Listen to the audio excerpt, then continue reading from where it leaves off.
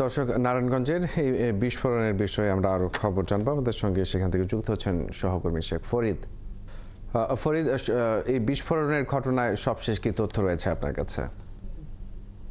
সোনারগাঁয়ের কাশপুরে এই গত মধ্যরাতে এই স্থানটিতেই অবৈধ সংযোগ থেকে বিস্ফোরণের ঘটনা ঘটে। অবৈধ সংযোগ থেকে গ্যাস লাইন সংযোগ দেওয়ার সময় বিস্ফোরিত হয়ে 7 জন দগ্ধ হয়। 7 জনকে ঢাকা মেডিকেল কলেজের বার্ন ইউনিটে ভর্তি করা হয়েছে।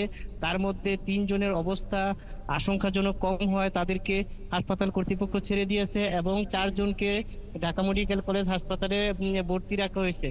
তবে আমাদেরকে স্থানীয়রা জানিয়েছেন যে এখানকার কিছু অসাধু চক্র দীর্ঘদিন ধরে অবৈধ সংযোগ নিয়ে মানুষের কাছ থেকে অতিরিক্ত টাকা নিয়ে বাণিজ্য করে আসছেন। গতকাল এই অবৈধ সংযোগ দেওয়ার সময় এই জমে থাকা গ্যাসের ফলে এই বিস্ফোরিত হয়ে 7 জন দগ্ধ হয়। তবে আমাদের সঙ্গে কথা হয়েছে তিতাস গ্যাসের কর্মকর্তাদের সঙ্গে, তারা জানিয়েছেন তারা বিষয়টি খতিয়ে দেখছেন এবং তারা আইনগত ব্যবস্থা নেবেন এবং তারা এই লিকেজটি ছাড়ানোর জন্য আমাদের সামনে দিয়ে দেখছেন যে যে তারা নতুন ভাবে তিতাসের কর্মকর্তারা এই গ্যাস নিয়ে পুনরায় কাজ শুরু করে দিয়েছেন। জি ফরিদ, আপনাকে অসংখ্য ধন্যবাদ। নারায়ণগঞ্জের কাঁচপুরে গ্যাসের লাইন লিকেজ হয়ে যে বিস্ফোরণের ঘটনা ঘটেছে সে বিষয়ে আমরা জানছিলাম সহকর্মী শেখ ফরিদের কাছ থেকে।